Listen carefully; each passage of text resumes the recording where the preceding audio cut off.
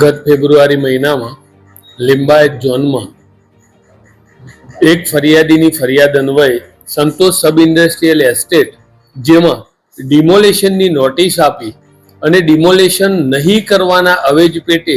₹4 લાખની માગણી એ લિંબાયત ઝોનના કાર્યપાલક ઇજનેર ગણેશવાલા તેમજ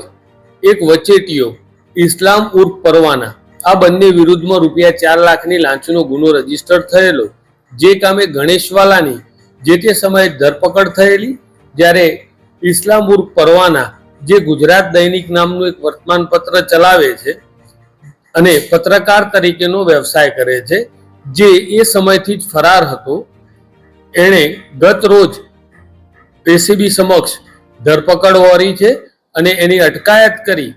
અને હાલ આગળની કાર્યવાહી અમે કરી રહેલા છીએ. દરેક મુદ્દાઓની તપાસ છે. અમને મળેલા સાહેદો, અગાઉની એની ક્રિમિનલ હિસ્ટ્રી, આ દરેક મુદ્દાઓ અમે ઇન્વેસ્ટિગેટ કરી રહ્યા છે. આજ નામદાર કોર્ટ સમક્ષ એના મેક્સિમમ રિમાન્ડ મેળવી એ આ જે 5 માસ સુધી ભાગતો ફર્યો એ સમય દરમિયાન એને કોણે કોણે સહકાર આપેલો છે, એ કયા કયા શહેરોમાં અથવા તો ભારતના અન્ય કયા કયા રાજ્યોમાં ભાગેલો છે, તેમજ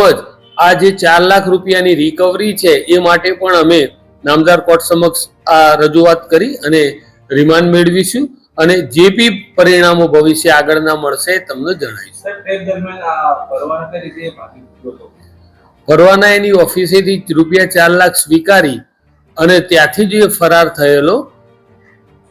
એવી ઘટના ઘટેલી છે.